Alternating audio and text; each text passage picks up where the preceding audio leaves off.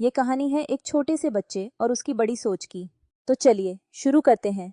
बहुत समय पहले की बात है। एक प्यारे से गांव में एक नन्हा बच्चा रहता था। नाम था चिंटू। चिंटू बहुत होशियार और मेहनती था, लेकिन उसके घर की हालत थोड़ी खराब थी। ना नए खिलौने, ना रंग बिरंगे कपड़े और ना ही नई किताबें। एक दिन स्कूल से लौटते समय चिंटू को रास्ते में एक बूढ़े बाबा मिले। बाबा के हाथ में एक भारी थैला था। उन्होंने चिंटू से कहा, बेटा, क्या तुम मेरी मदद करोगे? ये थैला घर तक पहुंचा दो। चिंटू बोला, हाँ बाबा जी, क्यों नहीं। चिंटू ने थैला उठाया और बाबा के घर तक पहुंचा दिया। बाबा बहुत खुश हुए। उन्होंने जेब से एक पेंसिल निकाली और चिंटू को देते हुए कहा, ये कोई आम पेंसिल नहीं है, ये जादुई पेंसिल है। जो भी तुम इससे बनाओगे वह असली बन जाएगा, लेकिन ध्यान रखना, इसका इस्तेमाल सिर्फ अच्छे कामों के लिए करना।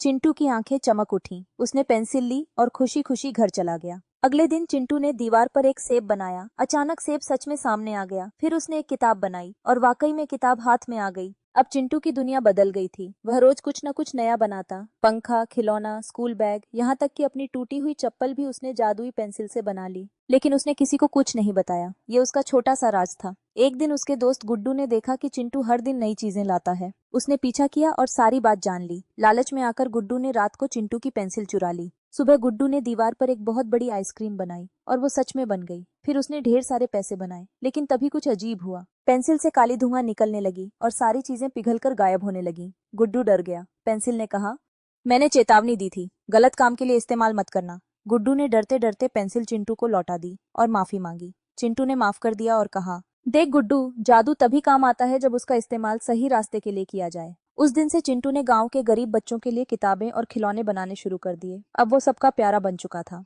बूढ़े बाबा एक दिन फिर आए और बोले, चिंटू, तुमने साबित किया कि सच्चा जादू दयालुता और समझदारी में होता है। और फिर जादुई पेंसिल आसमान में उड़ गई, लेकिन गांव वालों के दिल में चिंटू हमेशा के लिए बस गया।